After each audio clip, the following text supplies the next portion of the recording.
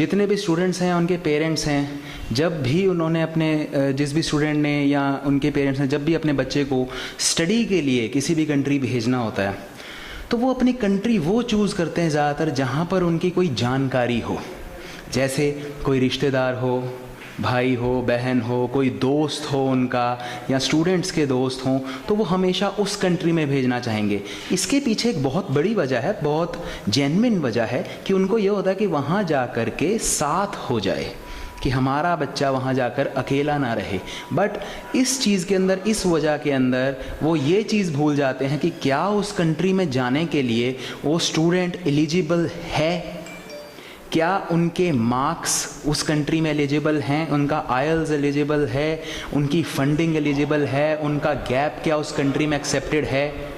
और वो बस इसी चक्कर के अंदर consultant to consultant move on करते रहते हैं, और अगर वो एलिजिबल नहीं है तो उनको एक जेन्युइन कंसल्टेंट मना ही करेगा, बट वो फिर भी मूव ऑन करते रहते हैं कंसल्टेंट टू कंसल्टेंट। और यहीं से शुरुआत होती है फेक कंसल्टेंसी की, फ्रॉड की कहानी यहाँ से शुरू होती है।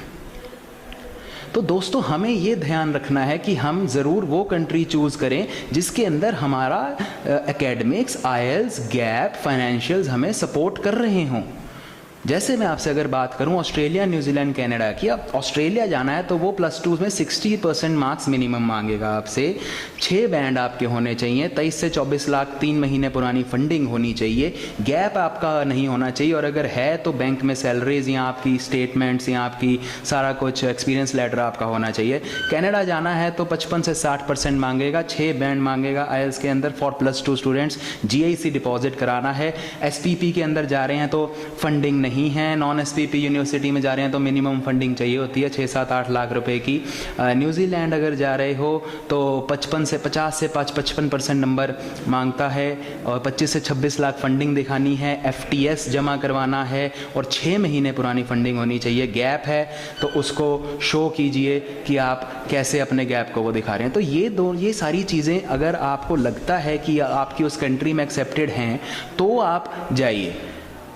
होता यह है कि एक स्टूडेंट का ज़्यादातर ये हमने देखा सपना है ऑस्ट्रेलिया जाने का या कनाडा जाने का या न्यूजीलैंड जाने का, वो इस चक्कर के अंदर उनके पास फंड्स नहीं हैं।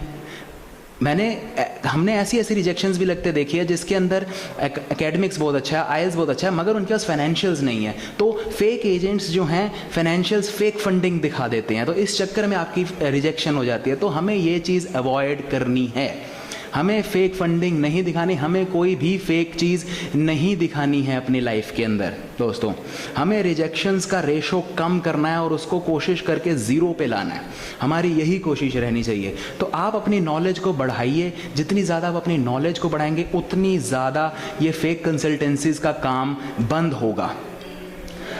तो दोस्तों, लास्ट में आपसे सिर्फ अगेन यही कहना चाहूँगा कि कंट्री वही चूज़ कीजिए जहाँ आपके सर्टिफिकेट्स, आपके एकेडमिक्स और आपके फाइनेंशियल्स एंड मोस्ट इम्पॉर्टेंटली आपकी बैक पॉकेट आपको अलाउ कर रही है। Don't follow a sheep walk, एक भेड़ चाल को फॉलो मत कीजिए कि मेरा दोस्त वहाँ गया है, मेरे रिश्तेदार वहाँ, तो मुझे वहीं जाना है।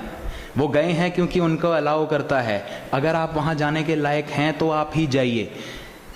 एंड उन स्टूडेंट से भी कहना चाहूँगा जो अब एग्ज़ाम देंगे, चाहे अपने ग्रेजुएशन के दें या अपने +2 के अब नेक्स्ट ईयर देंगे 2018 में, या जिन्होंने आईएलटीएस का भी देना है, तो अपने बैंड्स उन कंट्रीज़ के हिसाब से इम्प्रूव कीजिए, अपना परसेंटेज उस कंट्रीज़ के हिसाब से इम्प्रूव कीजिए।